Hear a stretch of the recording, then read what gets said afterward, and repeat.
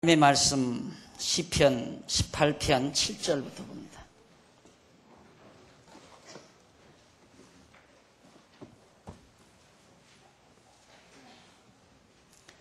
시편 18편 7절입니다. 이에 땅이 진동하고 산의 터도 요동하였으니 그의 진노를 인함이로다. 그 코에서 연기가 오르고 입에서 불이 나와 사름이여 그 불에 숯이 피어도다.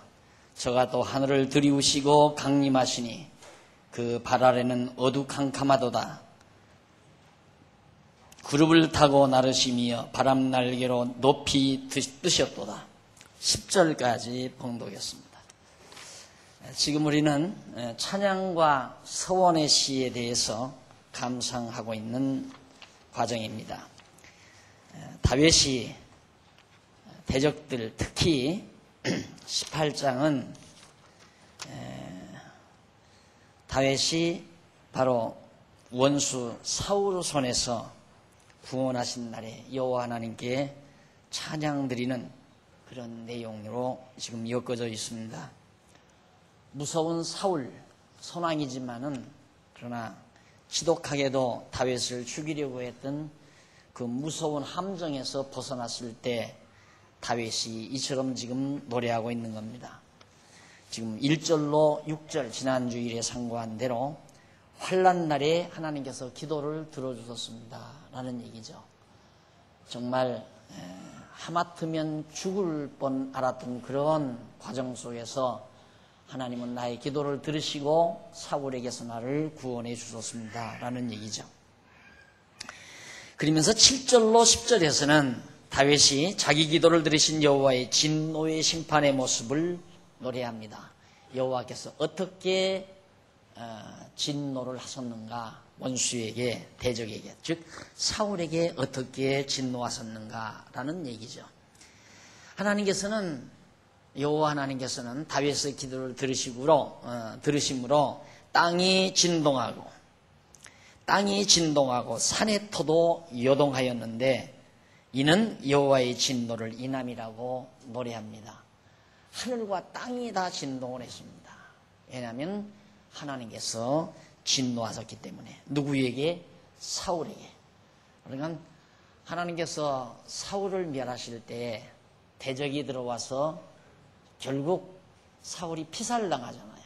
놀라가지고 사울이 그만 고통을 당하다가 대적의 화살에 맞아서 고통당하다가 결국 죽고 맙니다.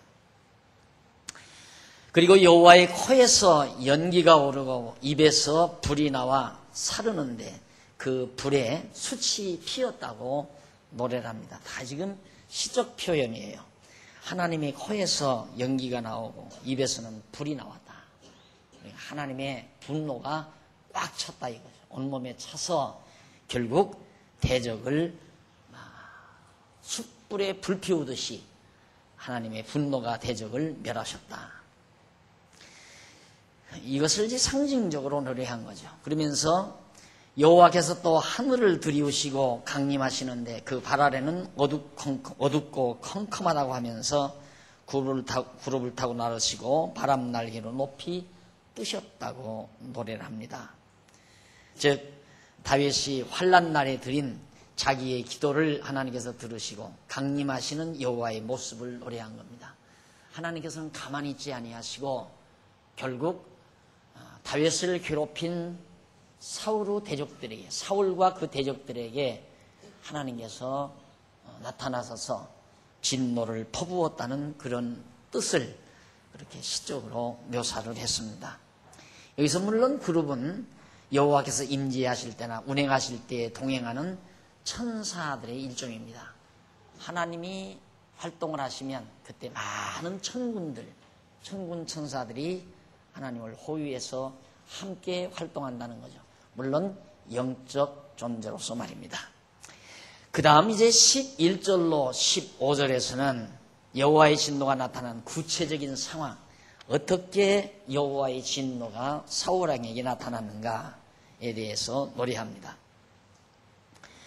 다윗은 여호와께서 흑암으로 그 숨은 곳을 삼으사 장막같이 여호와 스스로를 두르게 하시는데 물의 흑암과 공중의 빽빽한 구름으로 그렇게 하신다고 노래합니다. 하나님께서는 많은 새까만 구름, 검은 구름으로 하나님을 휩싸여서 싸가지고 아무도 보지 못하게 하나님이 어디에 어떻게 역사하시는지 알 수 없도록.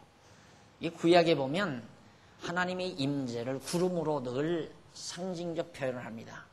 그러니까 하나님은 존재 형상이 없으신데 하나님이 임했는지 안 임했는지, 하나님이 계신지 안 계신지 알 수가 없잖아요. 이스라엘 백성들에게 하나님의 임재를 알리는 상징적 물체가 구름입니다. 그러니까 성막에도 하나님의 구름이 임재해요. 제사장들이 제사를 이렇게 드리면 그 제사 응답하신다는 의미로 하나님께서 구름으로 확 성막을 휩싸기도 하시고, 때로는 낮에는 구름 기둥으로 나타나셔서 구름 기둥이 움직입니다. 그러면 구름 기둥을 따라가게 되면 그것이 여호와의 인도하심을 상징적으로 보여주는 중요한 대목들입니다. 그래서 구약 성경에는 이 구름이라는 것이 하나님의 임재와 밀접한 관계를 지니고 있다. 그래서 이렇게 하나님께서 빽빽한 구름, 캄캄한 구름, 어두운 검은 구름 속에 하나님께서 나타나서 어떻게 우박과 번갯불을 통해 진노하신다. 우박과 번개. 지금도 번개를 치고 우박이 내리고, 이번에도 뭐 독일의 우박이 탁구공할 만한 것들 내렸다고 그랬잖아요. 그런 거 내리면 사람 잘못하면 정통 맞으면 죽고 차량도 다 부서지고 그런 무서운 우박이거든요. 또 애굽에서도 우박 재앙이 내렸잖아요. 근데 인간들이 정말 아무리 난리를 쳐도 하나님께서 한번 진노하면 자연이 다 훼손돼 버리고, 농사 다 잘 지어놓으면 뭐합니까? 우박 그저 한 4, 5분만 내리면 농사 지은 거 다 없어져, 다 버려버리고 마는데, 하나님의 진노가 이처럼 우박과 번갯불로 나타나셨다라고 다윗이 노래한 겁니다. 그러면서 이제 콧김, 그리고 여호와의 진노가 나타날 때 여호와의 꾸지람과 콧김, 그 콧김이 뭔가 폭풍, 그냥 태풍, 큰 바람이 불어서 큰 나무들을 쓸어넘기고 바다에 해일을 일으켜서 한 도시를 삼키고, 이런 것들을 다윗은 하나님의 콧김으로 하는 콧김으로 그렇게 비유해서 설명을 했습니다. 그렇게 하나님의 진노가 대적들에게 나타났다. 그리고 세상의 터, 바닷밑이 나타났다. 세상에 이 땅의 터가 바닷밑 깊숙한 곳, 그것이 뒤집어졌다 이 말이에요. 지진을 통해서 땅이 한번 확 뒤집어지는 역사. 하나님의 진노가 이 자연세계에 어떻게 임하는가를, 그러니까 하나님의 진노를 이 자연세계의 재난의 극심함으로 묘사해서 설명을 하는 거죠. 천둥, 번개, 태풍, 그 다음 지진을 통하여 땅이 뒤집혀지는 역사들. 이것만큼 큰 자연재해가 없잖아요. 폭풍도 큰 재해고, 홍수도 큰 재해고, 천둥, 번개도 큰 재해고, 그리고 이제 말씀드린 지진. 한번 하나님께서 땅을 흔들어 놓으시면 땅 밑바닥이 우회가 되고 위에 큰 산덩어리가 땅 속으로 들어가 버리고 뒤집어져 버리는 거예요. 땅이 한번 뒤집어지는 거예요. 이 뒤집어지는 과정에서 이제 화산이 폭발하고, 그래서 자연이 완전히 망가지는 이런 무서운 하나님의 진노로 지금 다윗이 하나님의 진노를 묘사하고 있는 겁니다. 자, 이상 다윗은 하나님의 여호와의 진노가 나타나서 대적을 흩어주심에 대해서 노래하고 있습니다. 이렇게 무서운 하나님의 진노가 나타나니까 다윗을 괴롭혔던 대적들이 하루아침에 다 흩어져 버리고 말았다. 다윗은 이 놀라운 사실을 노래에 담아서 하나님을 찬양한 겁니다. 그리고 이제 18장 16절로 29절에 보면 원수에게서 의를 따라 구원하시고 상 주신 것에 대해서 노래합니다. 다윗이 우선 거기서 16절로 19절을 보면 자기를 구원해 주심을 노래하는 내용입니다. 하나님께서 원수로부터 자기를 구원한 사실에 대해서 노래합니다. 여호와께서 위에서 보내사 자기를 취하시고 많은 물에서 자기를 건져내셨다고 노래했는데, 여기 위에서 보내사라는 말, 이것은 이슈에라 이말룸이라는 말이에요. 이는 구원의 손길을 높은 곳에서 뻗치소서, 하늘 높은 곳에서 하나님께서 구원의 손을 뻗쳐서 재난의 함정, 그러니까 원수들의 함정 속에 빠져있는 다윗을 건져내 주셨다. 그렇게 노래하면서 하나님께서 자기를 여호와께서 강한 원수와 미워하는 자에게서 건지신 것은 자기 원수가 자기보다 힘이 강하기 때문이라고 그렇게 노래를 했습니다. 늘 말씀드리지만 하나님께서는 이 원수들을 강하게 만들어 놓으신다. 강하게 만들고 원수 안에 있는 다윗, 이것은 아주 약하게, 이건 강하게. 왜 그러시는가? 누가 보아도 이 강한 세력 앞에 약한 다윗이 살아난다는 것은 불가능한 거예요. 사람들이 그러잖아요. 불가능은 없다. 왜 그런 얘기를 하느냐면, 이게 불가능한 줄 알았는데 가능한 것을 많은 사람들이 경험 속에서 봐오기 때문에. 왜 하나님께서 그렇게 하시는가? 이게 약한 자 자기 힘으로 된 것이 아니라 하나님께서 대적이 강하기 때문에 약한 자기를 구원해내셨다라고 노래하는 거죠. 그래서 하나님은 반드시 약하게 한다고 해서 망하고 강하게 한다고 해서 승하는 건 절대 아닙니다. 때로 하나님께서 강한 자를 약하게 만들고 망하게 만들고 약한 자를 흥하게 하시는 하나님의 섭리가 역사 속에 수없이 많이 나타납니다. 지금 가장 중요한, 가장 두드러진 하나님의 섭리가 이스라엘, 얼마나 약합니까? 유대인들, 이스라엘 백성들 굉장히 약하죠. 2000년 동안 망명 생활을 했으니까 국토도 없고 국권도 없이 산 사람들입니다. 그리고 어디 한 곳에 이렇게 뭉쳐서 산 것도 아니고 세계 만방에 다 흩어져서, 유대인들이 다 흩어져서 그렇게 살았기 때문에 자기네들의 생각을 모을 수도 없고 그들을 하나로 묶을 수도 없는 그런 상황 속에서 누가 보아도 이스라엘이 다시 일어난다는 것은 도저히 1940년대까지만도 불가능하게 생각해요. 1940년대까지만도. 그런데 1945년도에 급기야 약한 이스라엘이 바로 독립을 하죠. 독립을 합니다. 그런데 그 독립된 이스라엘이 당당하게 세계 정세를, 세계 모든 판도와 정세를 좌지우지한다는 거, 이게 믿을 수 있는 말입니까? 불가능한 말 아니에요. 도저히 믿을 수 없는 말이죠. 5,000년 역사 가졌다고 하는 5,000년 역사 동안 땅을 지켜오면서 나라를 지탱해온 우리나라, 이 정도 아니에요?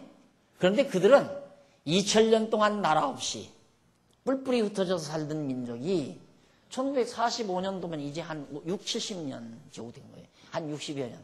60여 년 만에 세계를 실상으로 제패하는, 미국에 유대인위원회가 있다고 그러잖아요. 미국에는 유대인위원회가 있어서 현 정부가, 부시 정부가 그 유대인위원회의 정책을 거의 100% 다 받아들인다.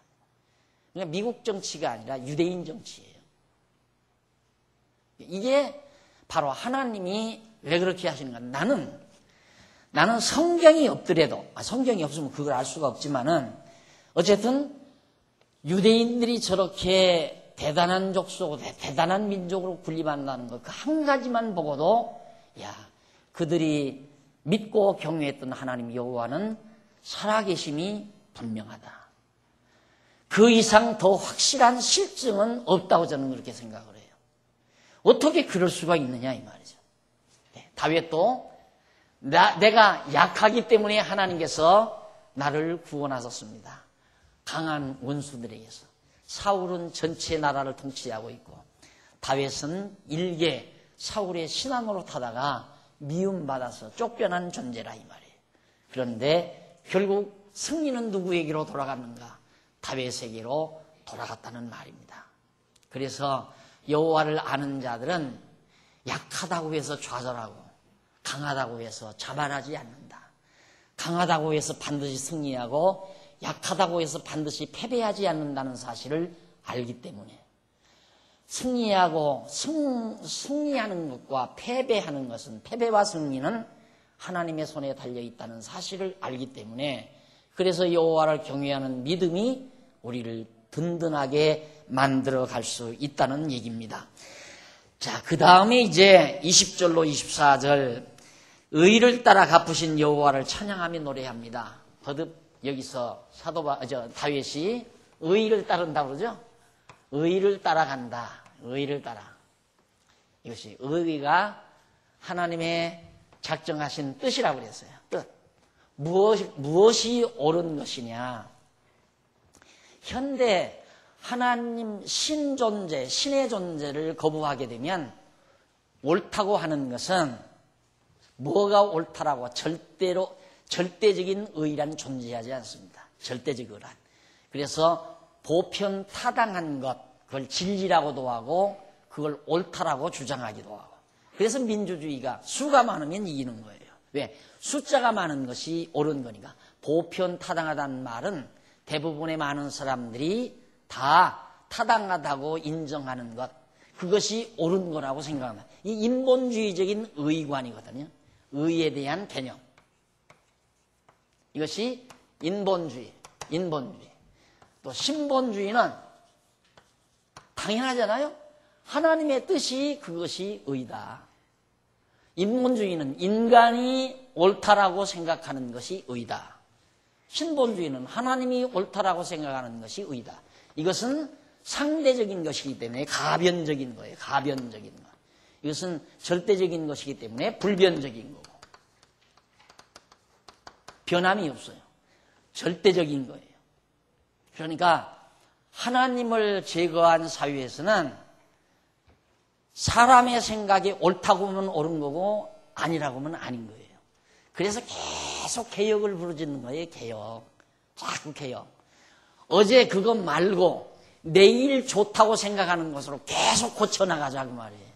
그러니 이게 절대적인 개념으로서의 의가 존재하지 아니하는 거기 때문에 인간은 자연스럽게 방황할 수밖에 없는 거거든요. 그래서 나는 이것이 옳다라고 생각하고 계속 살아왔는데 20, 30년 지나고 나니까 억울하다 이 말이에요. 억울하다. 그러니까 요즘 중년들의 반란이 왜 일어나는가? 억울하다 이거야. 에? 우리는 억울하다. 요즘에는 젊은 사람들이 시어머니한테 마음대로 어머님 어서 집 좀 봐주세요 하고 애기 맡기고 그냥 나가잖아요. 옛날에는 그랬다. 당신들 세계에는 그랬다가는 그 다음 날 보따리 싸야 되잖아요. 어디서 배워먹은 버르장머리냐고. 당신들은 그렇게 살았는데 요즘 신세대들, 저 이쁜 신세대들, 저들은 안 그러거든요. 어머님 오셔서 집 좀 보세요. 저 볼일 보고 나오겠어. 얼마나 얄미워요. 그래서 반란이 일어나는 거예요. 억울하죠.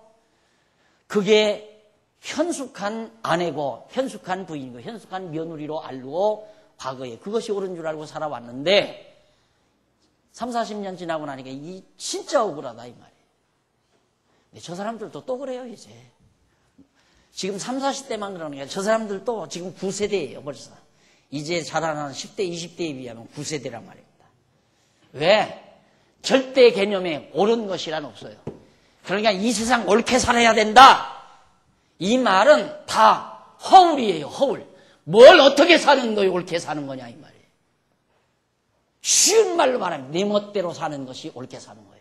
다 제 멋대로 사는 것이 옳게 사는 거라 이 말입니다. 그걸 모르니까 젊은이들이 이런 전체적인 전포괄적인 개념 속에서의 자기 생각 정리를 못하고 뒤쫓아 살다 보니까 항상 늘 뒤처진 삶. 그래 후회와 좌절, 그리고 구닥다리, 인생, 이런 식으로 자기를 생각할 수밖에 없는. 그러나 지금 여러분 공부하듯이 이걸 전포괄적으로 원리적인 면에서 딱 내려다보면서 정리하고 살면 이게 얼마나 어리석고 미련한 삶인가를 알게 돼요. 우리의 삶이 하나님을 중심으로 한 절대적인 의의 개념을 가지고 이렇게 사는 것이 가장 올바르고 정당한 삶이라고 정의하고 사는 삶, 이것이 얼마나 당당하고 안정되고 견고한 삶인가를 알 수가 있죠. 의를 따라 하나님께서 나를 구원하셨습니다. 뭔 말입니까? 하나님의 정하신 뜻을 따라 나약한 다윗 나를 이 강한 원수들의 함정에서 구원해 주셨습니다. 그 말이에요. 의를 따랐다는 말은. 그러니까 하나님의 정하신 뜻을 따라서 나를 구원해 주셨습니다. 결국 다윗은 하나님의 정하신 뜻대로 나를 이 원수에게서 구원해 주십시오 라고 기도를 했고, 그 기도를 들으신 하나님께서는 당신의 정하신 뜻대로 다윗을 원수의 함정에서 구원해 주셨다라는 얘기입니다. 그래서 여기 보면 의는 일륜적인 도덕적 의의를 말하는 것이 아닙니다. 여호와의 언약의 말씀을 버리지 아니하고 잘 간직하고 있음을 말한다. 하나님의 뜻, 정하신 뜻, 이 뜻대로 하나님께서는 다윗을 구원해 주셨다. 다윗이 의로운 삶을 살고 도덕적으로 윤리적으로 잘 살았기 때문에 거기서 구원해 주셨다, 그거 아니에요. 그 다음 자기가 또한 그 앞에 완전하여 자기의 죄악에서 스스로 지켰으므로 여호와께서 자기의 의를 따라 갚으셨는데 그 목전에 자기 손의 깨끗한 대로 자기에게 갚으셨다고 노래를 합니다. 그러니까 다윗은 철저히 하나님의 뜻을 기억하고 좌절하거나 절망하지 않고, 이런 함정 속에서도 하나님은 나로 하여금 이스라엘의 왕위에 앉게 하고 내 왕가가 다윗의 왕위가 영원히 지속되리라고 언약하신 하나님의 언약의 말씀을 붙들고 이런 정말 절정적인 절망 상황 속에서도 다윗은 절망하지 않고 여호와 하나님을 의지하고 기다렸다는 것, 이것이 다윗의 의로운 삶이죠.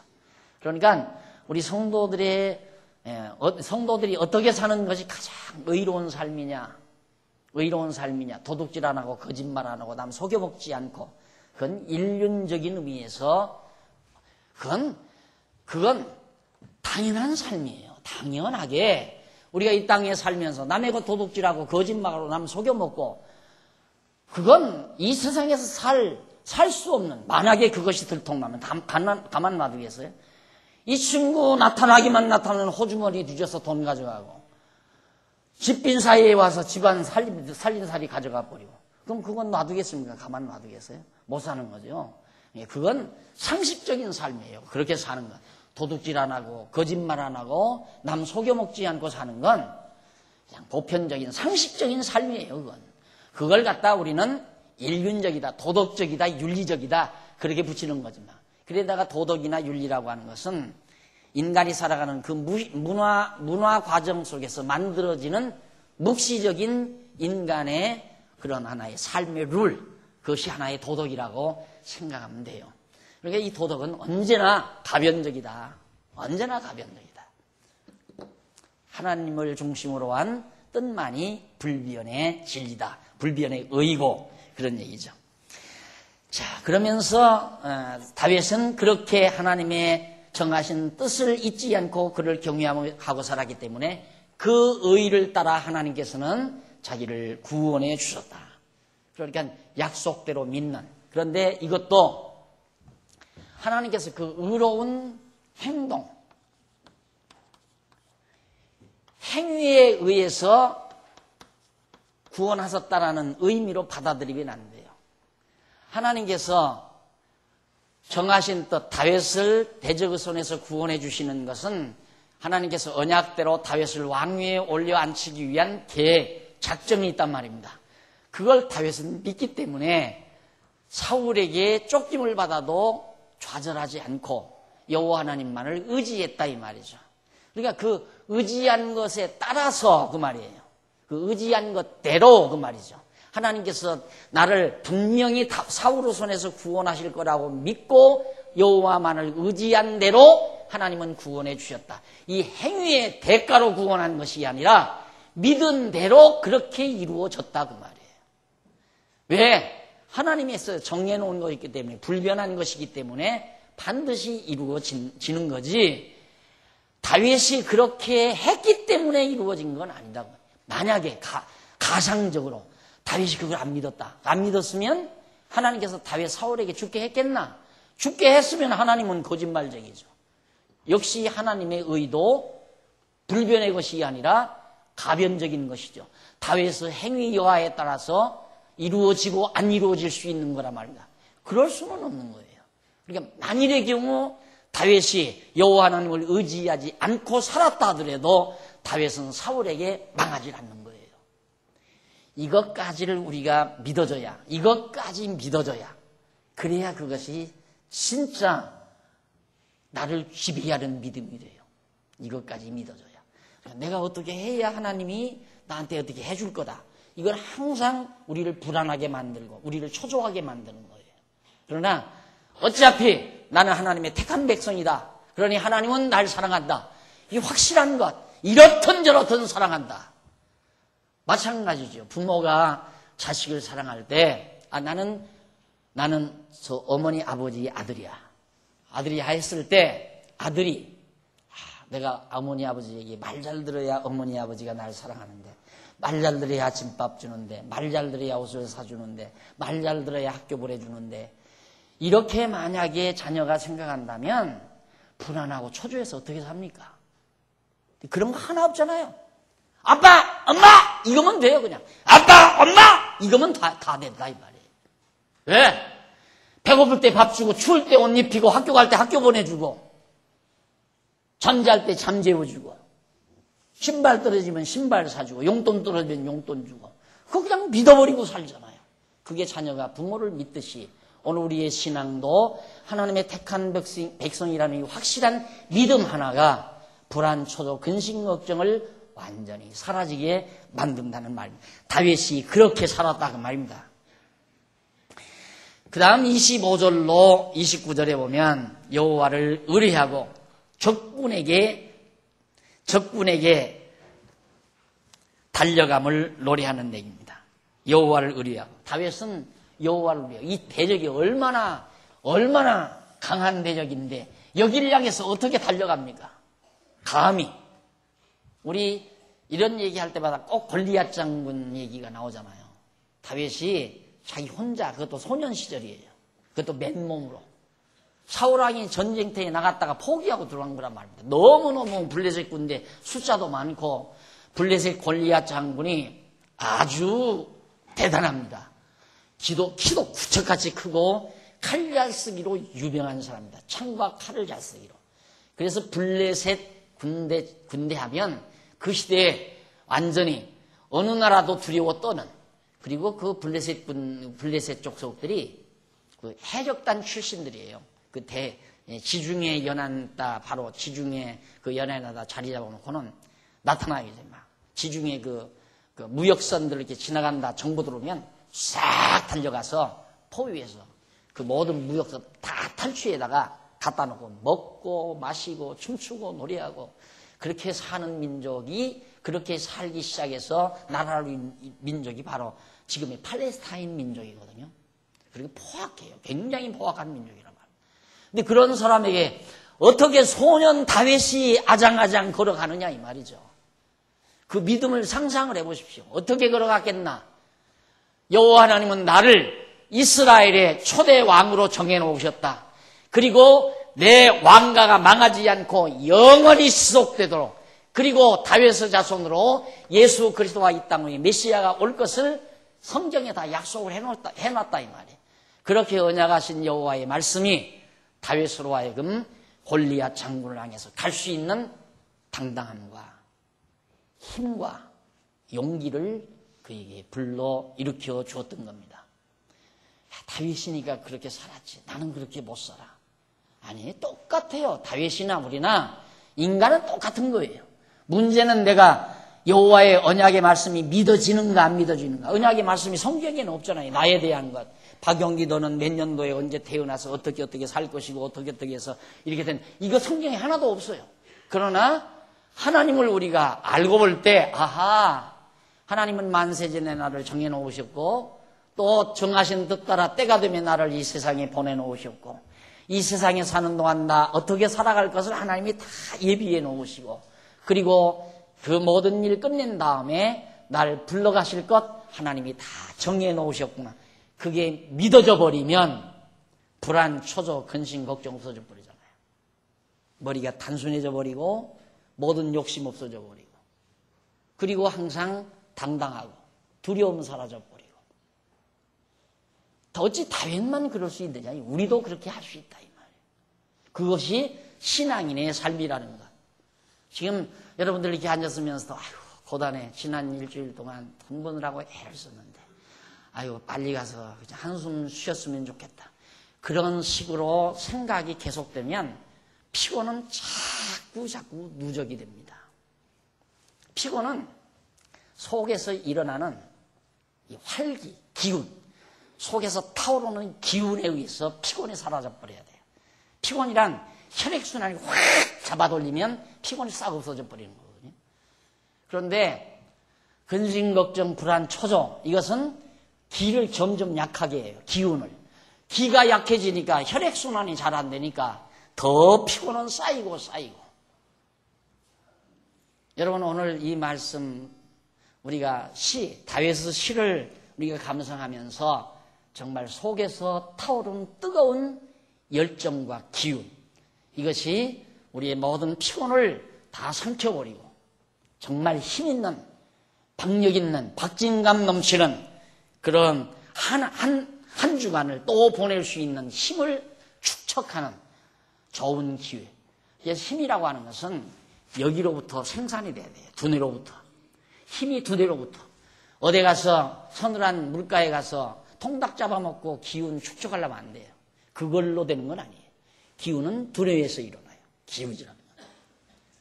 그러니까 기가 꺾이면 안 되잖아요. 운동은 모르기는 하지만 우리 이제 한국 선수들 내일 새벽 4시인가 3시 반인가 한다면서요.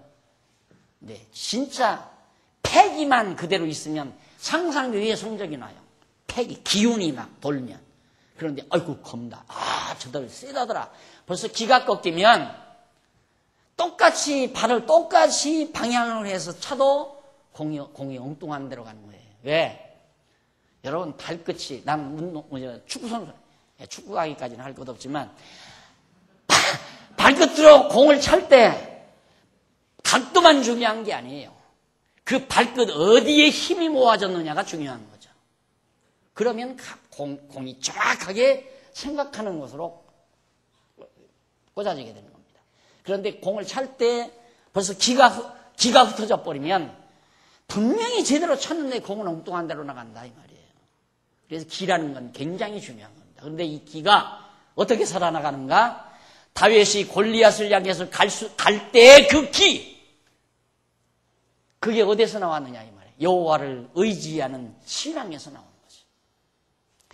그 길은 대단한 일이에요, 여러분. 골리앗이 야 이놈아 너 날 짐승으로 하느냐, 어떻게 막대기 하나 가지고 날 강아지로 취급 하느냐 이 말이에요. 막대기 하나 가지고 날 이놈아 싸우고 갔다고 나오느냐. 깔보고 있었잖아요, 골리앗이. 그런데 다윗이 던진 돌멩이 하나가 명중한 것은 기가 모아진 거예요. 정확하게 쫙 던지니까 정확하게 꽂히잖아요. 정확하게. 볼도 그렇게 차면 정확하게 꽂힙니다. 볼대 안에. 이 기라는 건 그만큼 중요한 거예요. 여러분, 기를 보약 먹고 일으키려고 하지 마셨어요. 보약 먹고. 난 가끔 보약을 보내와서 먹곤 하는데 아무런 효과가 없어요. 먹으나 마나. 먹었는지 안 먹었는지. 기운은 기라고 하는 것은 두뇌에서 생산돼야 돼요. 두뇌에서.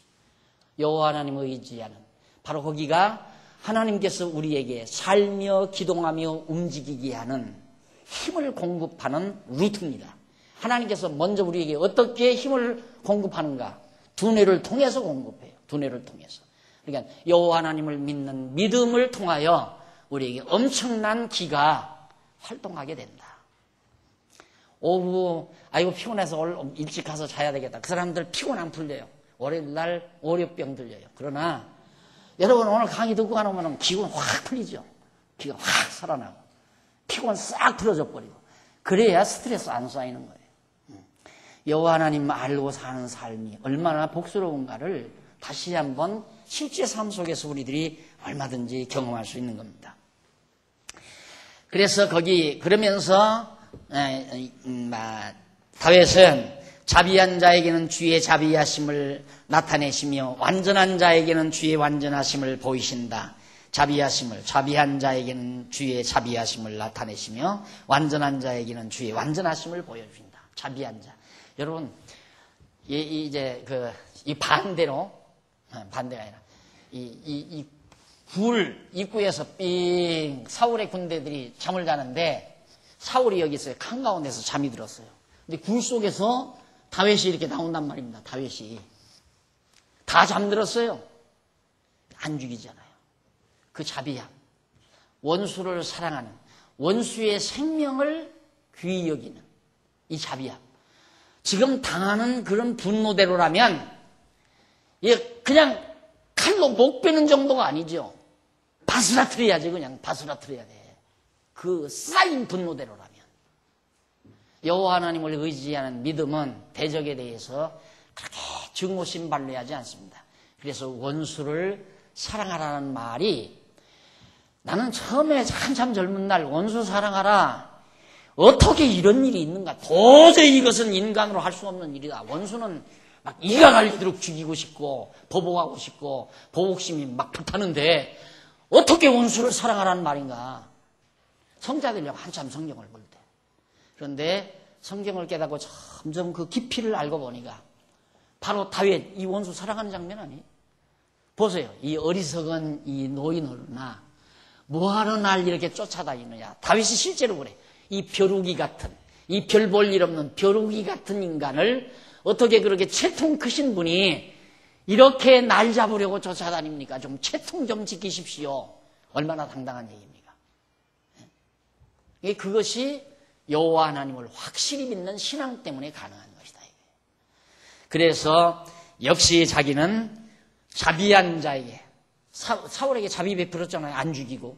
하나님께서 자기 자비 베풀었다. 그런 의미로 지금 말을 하는 겁니다. 그러면서 깨끗한 자 곧 의인에게는 주의 깨끗하심을 보이시며 사특한 자 곧 악인에게는 이게 사울을 말하는 거죠. 그래서 자기에게는 하나님이 깨끗함을 보여주시고 사특한 사울에게는 하나님께서 진노의 불을 퍼부으셨다라는 그런 의미죠. 그리고 주께서 자기 등불을 지키시고 여호와 자기 하나님의 자기 흑암을 밝히실 것이다. 여호와 자기 하나님이 자기 흑암을 밝히실 것을 믿는 노래를 합니다. 여기서 다윗의 등불 나오죠? 다윗의 등불. 이 등불은 다윗의 왕가를 말해요. 이게 이제 왕위의 등불을 하나님은 계속해서 밝히신다 이 말입니다. 안 꺼트리고.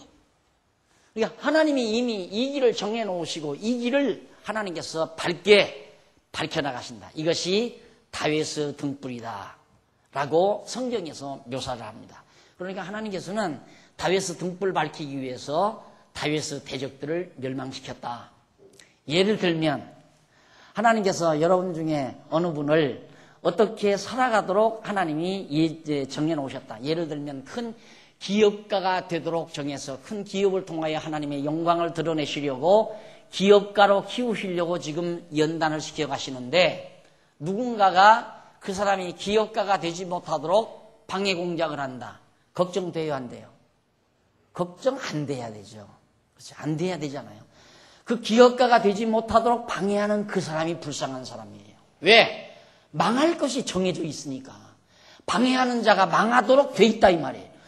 아니 하나님께서 기업가가 되도록 이미 정해놓으셨는데 그 기업가가 못 되도록 방해하는 자가 있다면 하나님은 누구를 멸망시키겠어요? 방해하는 자를 멸망시킬 거 아닙니까? 그런 건 그 사람이 불쌍한 자죠. 그런데 우리는 여호와를 모르면 야, 저 사람 방해해서 나는 이제 못하겠다. 절망하고 좌절하고 아니면 그 사람을 증오하고 그 사람을 미워하고 그리고 그 사람과 원수척을 짓고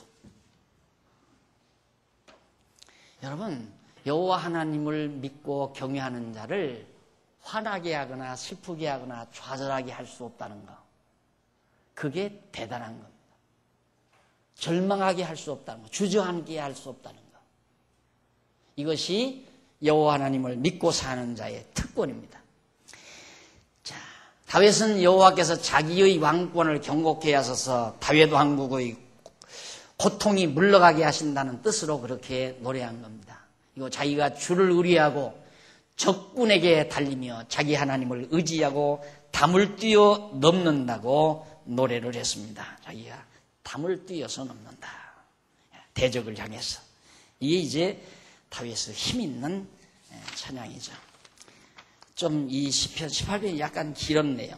다음 시간 우리 18편 30절로부터 42절 이 부분 계속 감상하기로 하고 오늘 강의 여기서 마무리합니다. 기도하십시다. 살아계신 하나님 아버지, 우리가 여호와를 알고 경외하며 산다는 것이 얼마나 소중하고 귀한 것인가를 다시 한번 저희들이 깊이 새김질했습니다. 다윗이 여호와를 의지하는 그 의를 따라서 여호와 하나님께서는 그 의를 따라 다윗을 구원하시고 그 대적들을 멸하신 사실을 노래로 하나님 앞에 찬양하는 것을 저희들이 감상했습니다. 하나님 아버지, 우리의 삶 속에도 이와 같은 일들이 수없이 반복되지만은 우리는 우리의 사태를 그렇게 눈으로 바라보지 못하고 또 그렇게 인식하지 못하기 때문에 우리에게서 다윗처럼 여호와 하나님께 대한 찬양이 나가는 것이 아니라 좌절과 절망, 근심과 걱정 중에 사무쳐 살 때가 너무너무 많습니다. 우리를 지혜롭게 해 주시옵소서. 예수님 이름으로 기도드립니다. 아멘.